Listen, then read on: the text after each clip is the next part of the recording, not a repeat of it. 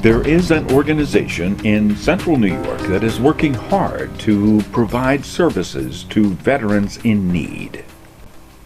We are the Central New York Veterans Outreach Center, which is the CNY VOC for short, and we provide a variety of services.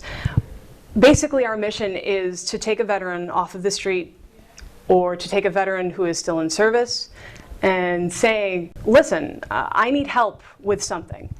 We want to help. Period, the end. Whether that be education, whether that be applying for jobs, housing a homeless veteran, financial assistance, or any other supportive services that they require. Case management is our specialty. We provide a case manager with anyone who requires assistance, with any veteran who requires assistance, and we won't turn anyone away. Talk to me, when you say case management, what is it that case management means? Case management is a bureaucratic term for individualized attention. So really having a person to sit down with and make a budget and make sure that when you make a plan that you're being held accountable for that plan as well. And our case management is extremely unique in the fact that we stay in touch with our veterans. After our clients have exited our program, we stay in touch with them. We check on them. We make sure that they're still doing everything, all of the goals, they're still trying to attain those goals. And really working one-on-one and making sure that they are not only reintegrating into society, but being productive members of society within our community. The VA has just released a statistic saying that there are 22 veteran suicides a day. That is a relatively low estimate from what I have gathered.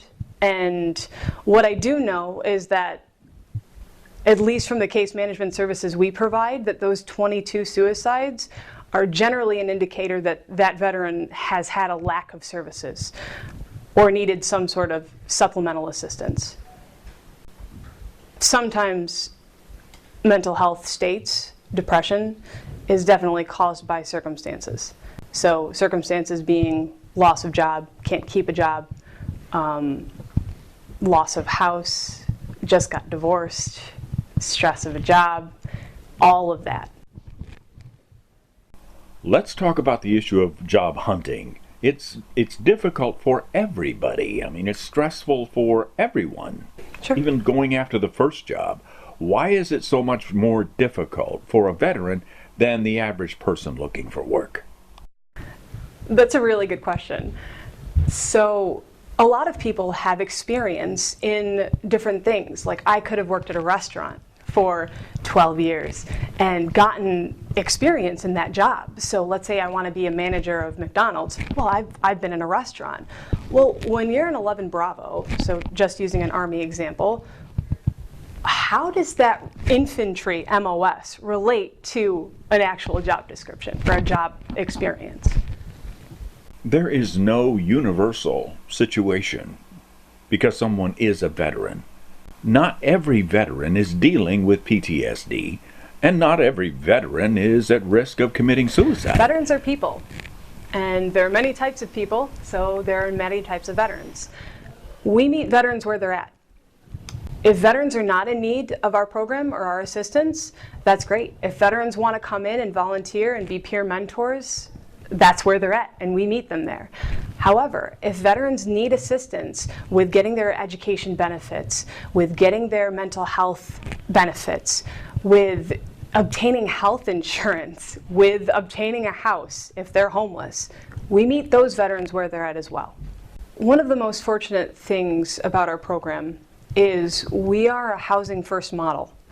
So that means that if we've identified a veteran as being homeless, we fix that. That's what we fix. Even though it may be a second or third issue or side effect, that's something that we fix. No veteran shall be unsheltered while our program is still here.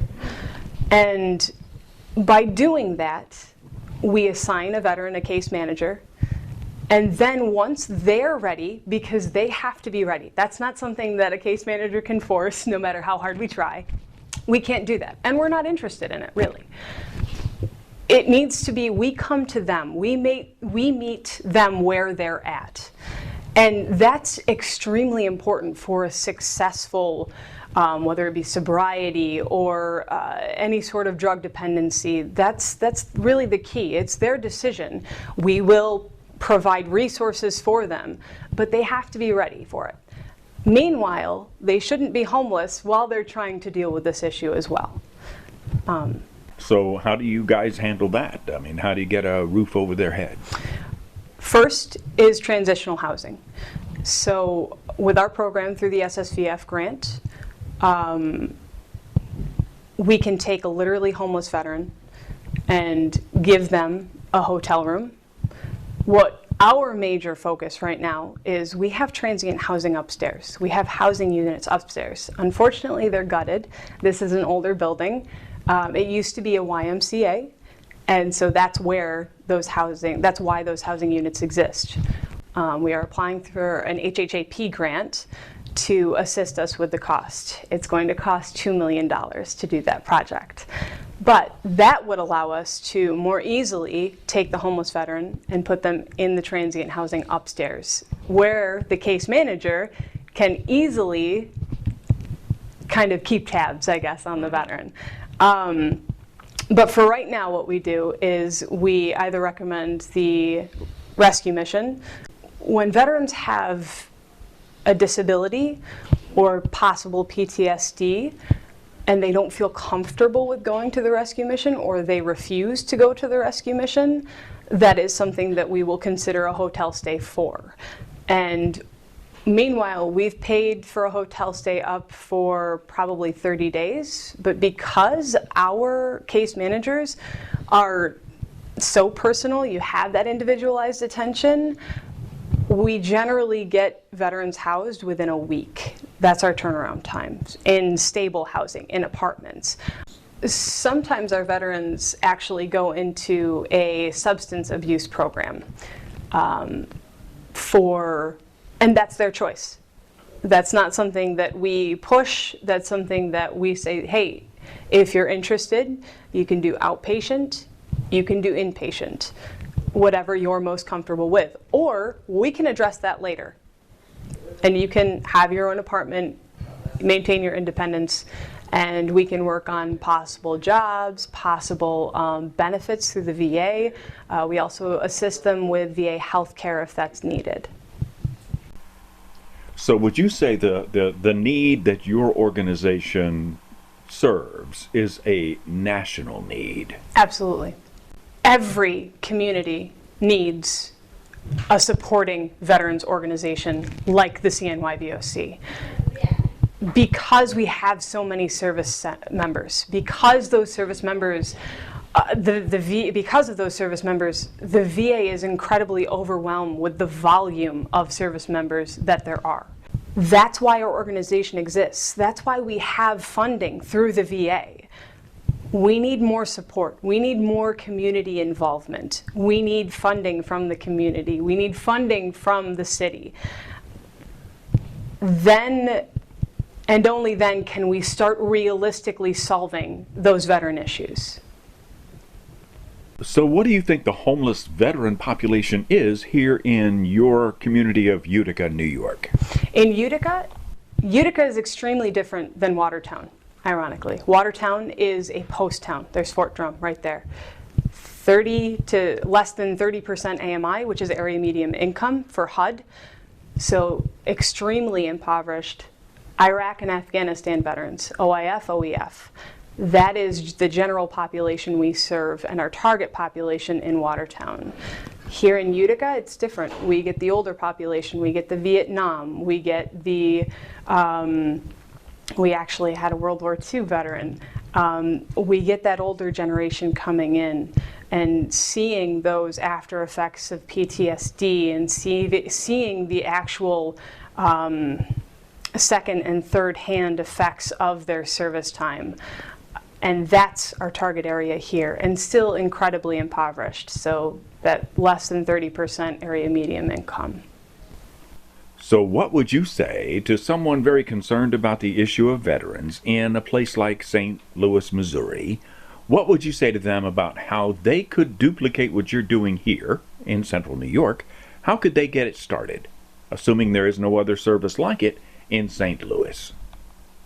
I would say you would need an incredible amount of determination, file for that 501c3 status, and do it. That's it. Our executive director and founder, he's a veteran. He was, I think he was an E5 in the service, maybe just a staff sergeant. Came back from Afghanistan and said, this is a need. We need more services for our veterans and for our active duty soldiers coming back and for our active service members coming back. They need to have support for reintegration back to civilian lifestyle. He did that. He wasn't born a CEO. He wasn't born an executive director. He was a veteran and saw a need. So how long has your organization been around? We've been here for 8 years, and we started from nothing, literally nothing. No building, just a mission. That was it. In 8 years, we've obtained a building, we've remodeled the building, we've provided services for countless veterans. Now we serve between 200 to 250 veterans and their families a month alone with our food pantry and donation center. We have a long way to go. Hopefully next year we will have that transient housing upstairs. But we're very proud of how far we've come. So as far as getting more community support, what would be the most profitable use of your effort and time? I mean, not by you personally, but your organization. Would you be going after the city support that you mentioned, or corporate sponsorships, individual donations of both time and donations in cash? What would be the best use of your efforts? All of the above. We're so focused on case management and on client services that with a staff of 5, we really don't have time to go after that. We try and do our best with Facebook. We do our best. We have radio. We have a radio slot on WTQ, which is a small radio station here. But as far as our marketing, as far as our target, it's lacking for sure. So we'd like to address all of those populations. We need, as a community, to get involved. That's the answer, is community involvement. There's no quick fix. These veterans have done what they've done for our benefit. And all we have to do as community members, as citizens, is to try a little harder. So we need your help. Please contact us at www.cnyvoc.org. Like us on Facebook at Central New York Veterans Outreach Center, or give us a call or stop by, area code 315-765-0975, or stop by our Utica location at 726 Washington Street, Utica, New York. This has been a rough cut of the documentary 22 Tuesday. It needs to be done, and frankly, it needs to be done for specific communities. So this is not going to be one film that's 90 minutes long that tells the whole story for the whole country. We need to focus on specific communities, such as Central New York, such as St. Louis, Missouri. Needs to be a separate film. We need to get to St. Louis and find out what the needs are there. Our plans are also to film in Providence, Rhode Island. Whatever your area is, contact us. 22 Tuesday has a GoFundMe page. If you can't contribute, start talking to people about this. Tell people about this. 22 Tuesday is a film, a story that needs to be told, and we need your help. Let's have an event, a runathon, a walkathon. If you ride a bicycle or a motorcycle, get in touch with us and let's organize a small event where some people chip in some money to get this film done, but are having some fun while they're doing it. The most important thing is that you become more aware of the needs of the veterans in your community. So that's why we are going to produce 22 Tuesday.